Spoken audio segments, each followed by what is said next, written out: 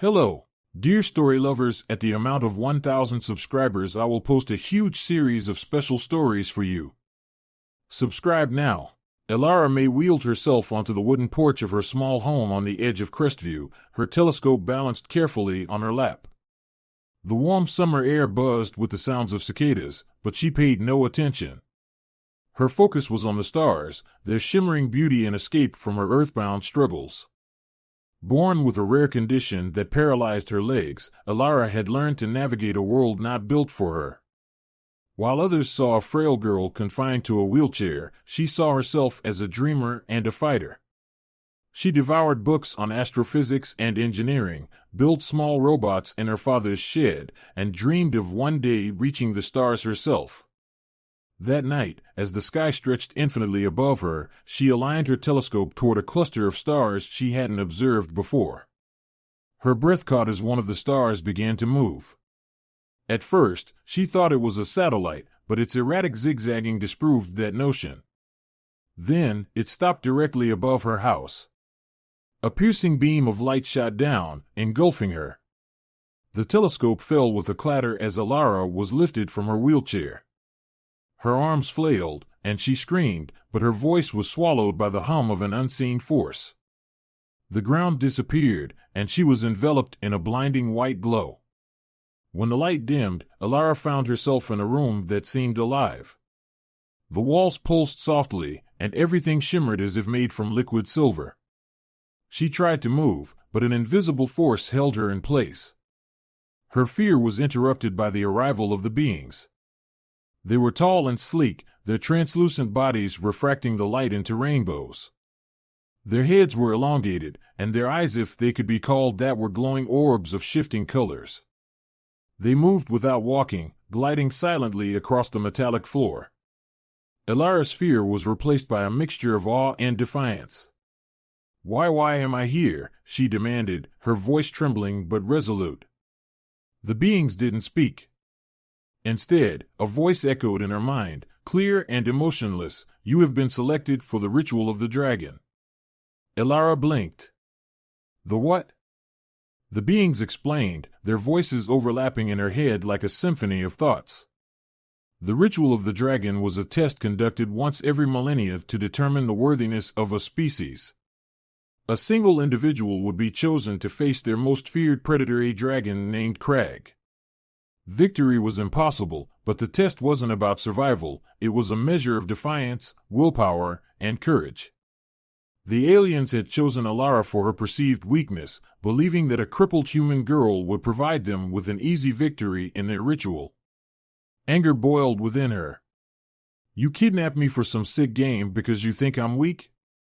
The beings didn't respond to her outrage. Instead, they turned and glided away. The room began to shift, the walls dissolving to reveal a vast landscape outside, a barren wasteland of volcanic rock and rivers of molten lava. In the distance, a monstrous shape loomed, Crag, the dragon. Elara's heart pounded as the creature's roar echoed across the alien landscape. She was lowered onto the ground, her wheelchair landing beside her with a dull thud. The ship's voice echoed in her mind once more, "Prove your worth or perish." The ship rose into the sky, leaving her alone. Alone, but not defeated. Elara's fists clenched as she surveyed her surroundings. She had always lived with challenges, always fought against odds stacked against her. This was no different. Staring into the horizon where Crag's silhouette grew larger, she muttered, "You think I'm weak? Let's see who underestimates who." And with that, the fight for her life and her species began. The air on Draker was oppressive, thick with sulfur and heat that pressed down on Elara like a suffocating weight. Her wheelchair's wheels ground into the coarse, ashen soil as she strained to move forward. Sweat dripped down her face, but she gritted her teeth and kept going. The Zirconians had left her with no tools, no instructions, only her will to survive. Above her, the crimson sky roiled with storm clouds that seemed alive, crackling with energy. In the distance, she could see the outline of the arena, an ancient coliseum carved into the side of a jagged mountain. The roar of Crag echoed across the land, low and guttural, like the rumble of a distant earthquake. Elara pushed herself harder, reaching the edge of the arena. It was vast and circular, surrounded by towering walls of black stone etched with alien symbols that seemed to shift when she looked directly at them. The arena floor was littered with scorch marks and jagged bones, the remains of previous challengers, she realized with a chill. As she rolled her wheelchair into the center, the ground beneath her began to tremble. From the far end of the Colosseum, a massive gate creaked open, releasing a blast of searing heat. Then she saw him, Crag. The dragon was colossal, his body a mountain of sinewy muscle and scales that glowed like molten metal.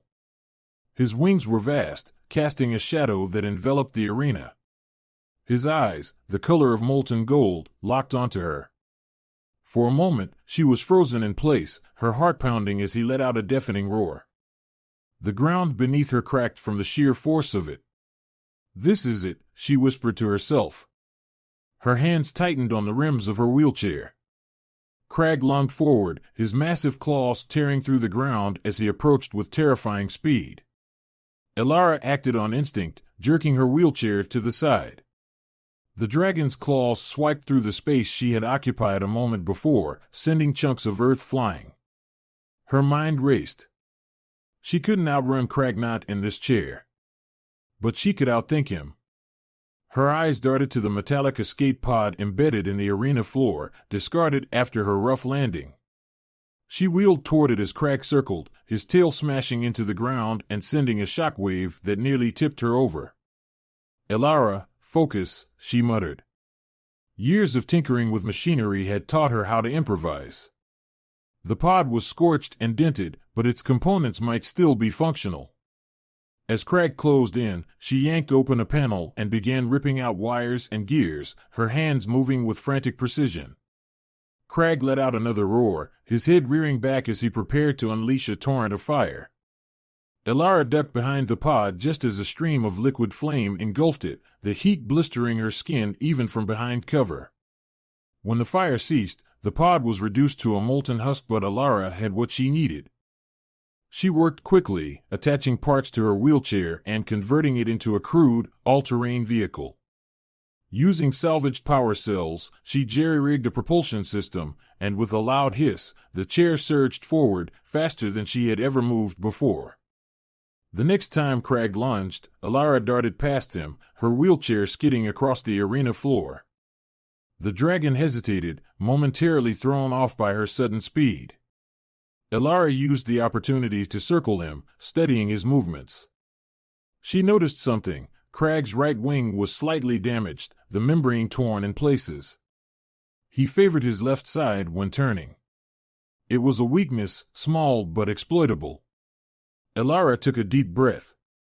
Time to level the playing field. She maneuvered her chair to a pile of bones and debris, grabbing a jagged shard of alien metal that looked sharp enough to pierce even Crag's thick scales. The dragon roared and charged again, his claws raking the ground. This time, instead of evading, Elara turned sharply and headed straight for him. At the last second, she veered to the right, angling toward his injured wing. With a burst of speed, she jabbed the shard into the tender flesh near the tear. Crag roared in pain, whipping his tail in retaliation. It struck the back of her chair, sending her tumbling to the ground. Elara gasped, her body sprawled on the scorched earth. Her chair was damaged, one wheel bent at an awkward angle. Crag loomed over her, his golden eyes blazing with fury. But something in his gaze changed. As he stared at her, a flicker of recognition passed through his eyes, almost as if he saw something familiar in her defiance. He hesitated, his massive claw hovering above her. Elara, panting and bruised, locked eyes with him. "Come on, big guy," she muttered. "You're not just a monster, are you?" Crag growled low in his throat, his head lowering until it was mere feet from hers. Elara held her breath. The dragon's molten gaze softened, and instead of striking, he let out a deep, rumbling exhale that felt almost like a sigh. For the first time, Elara allowed herself to hope. Maybe she didn't need to defeat the dragon. Maybe she needed to understand him. And maybe, just maybe, he could understand her too. The arena fell eerily silent as Crag studied Elara. His molten gold eyes, once filled with fury, now reflected something deeper, a mixture of curiosity and wariness. Elara, still lying on the scorched ground, barely dared to breathe. Her wheelchair was a crumpled wreck a few feet away, and the shard of metal she'd used against Crag was now embedded in the ground beside her. She was utterly vulnerable. Crag's massive head tilted slightly as he sniffed at her. The warm wind of his breath ruffled her hair and carried a sulphurous tang that made her cough. Despite her fear, Elara looked up at him, forcing herself to speak. "I don't want to hurt you," she said softly, her voice trembling but steady. "I don't think you want to hurt me either. Do you?" The dragon's growl rumbled low and deep, but it wasn't menacing. It was almost thoughtful. Elara's heart raced as she realized he wasn't attacking. She slowly pushed herself into a sitting position, wincing at the ache in her muscles. Her mind whirred, trying to piece together a plan. Crag's gaze flicked to her broken wheelchair, then back to her. He huffed, and to Elara's astonishment, he sat back on his haunches, his towering form still imposing but no longer overtly threatening. It was as if he was waiting, giving her space to act. Elara couldn't afford to waste the moment. "Okay, big guy. Let's figure this out together." She crawled toward her wheelchair, her hands stinging as they scraped against the rough, volcanic terrain. The damage was extensive. One wheel was completely bent, and the propulsion system she'd rigged earlier was fried. Still, she salvaged what she could, pulling wires and components from the wreckage. All the while, Crag watched her intently, his tail swishing lazily across the arena floor. As she worked, Elara began talking aloud, more to herself than to him. "You're not just some mindless beast, are you? You're smart. Probably smarter than the Zirconians give you credit for." Crag snorted, a plume of smoke curling from his nostrils. Elara chuckled nervously. "I'll take that as agreement." Hours passed as Elara toiled.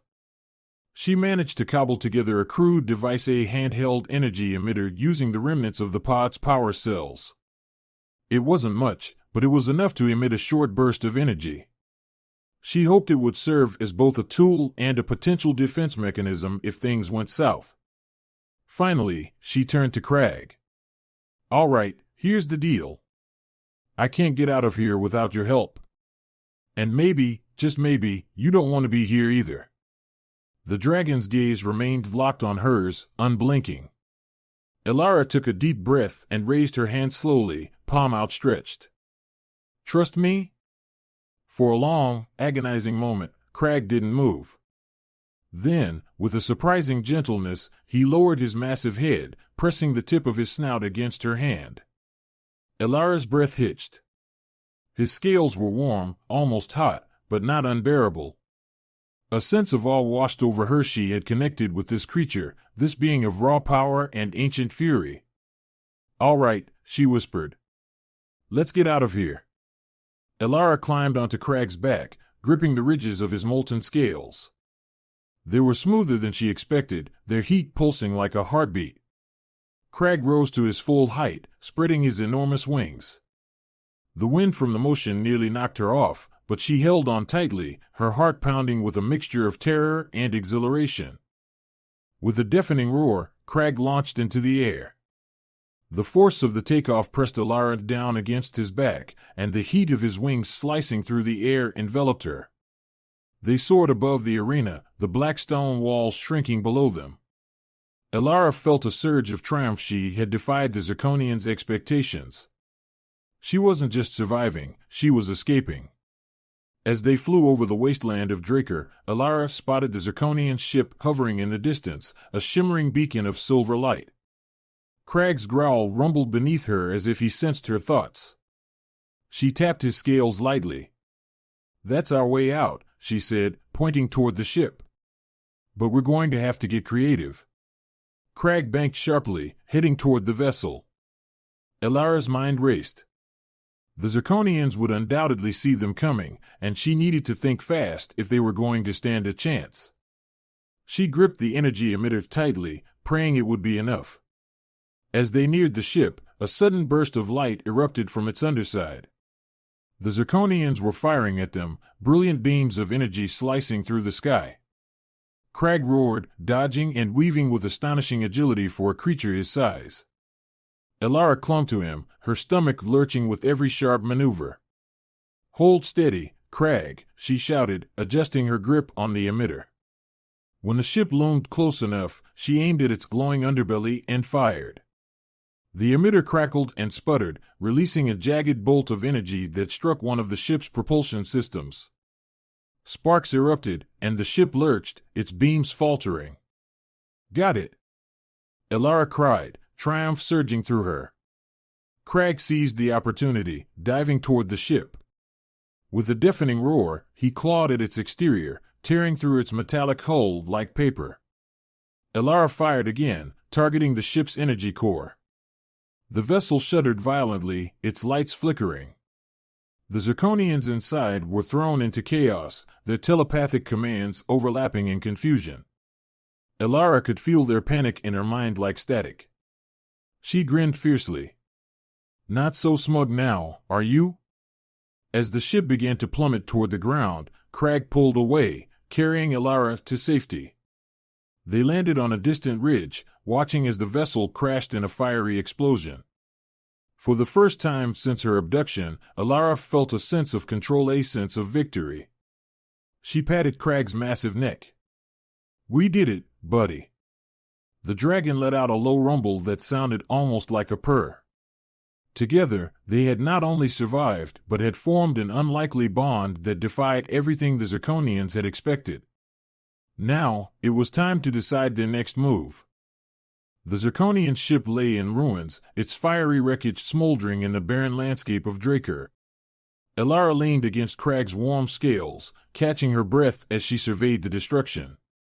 The crash had left the aliens disoriented, but she knew they wouldn't stay incapacitated for long. Their species was highly advanced and resourceful, and she needed to act fast. "All right, big guy," she muttered, patting Crag's neck. "We've got one shot at this." The dragon snorted in agreement, a plume of smoke curling from his nostrils. Elara had no illusions about their odds. The Zirconians had underestimated her once, but if they regrouped, they'd throw everything they had at her and Crag without hesitation. She needed a plan that wouldn't just ensure their survival but send a message. The plan Elara rifled through the debris of the ship, salvaging what she could. Her engineering skills were her strongest asset, and with Crag by her side, she felt a strange, newfound confidence. Among the wreckage, she discovered fragments of the Zirconians' communication array and a functional energy core. It wasn't much, but it was enough to improvise a long-range signal. Her hands worked quickly, cobbling together a makeshift transmitter. The Zirconians' technology was leagues ahead of anything she'd worked with before, but its basic principles were familiar. She adjusted the device to broadcast a message to the Zirconian fleet orbiting Draker. "This is Elara May," she said, her voice steady despite the adrenaline coursing through her veins. "Human, survivor, and now the ally of your so-called Deadliest dragon. You thought you could throw me to Crag and prove your superiority. Instead, we've proven something else. Your arrogance is your weakness. You'll never control us." She paused, glancing at Crag, who growled softly in encouragement. "This isn't just a message from me. It's a message from all the beings you've underestimated, from all the creatures you've subjugated. We're stronger than you think." She activated the transmitter, sending her words hurtling into the void. The counterattack, as expected, the Zirconians responded swiftly. Smaller ships descended from the skies, their sleek forms bristling with weaponry. Elara climbed onto Crag's back, gripping tightly as he unfurled his massive wings. The dragon roared, his fiery breath scorching the air as he launched into the sky. The first ship fired, a beam of energy slicing through the space where they'd just been. Crag dove, his agility astounding as he wove through the onslaught. Elara held on tightly, using her salvaged energy emitter to return fire. Her shots weren't as powerful as the Zirconians' weapons, but they were precise. She aimed for weak points, disabling one ship after another.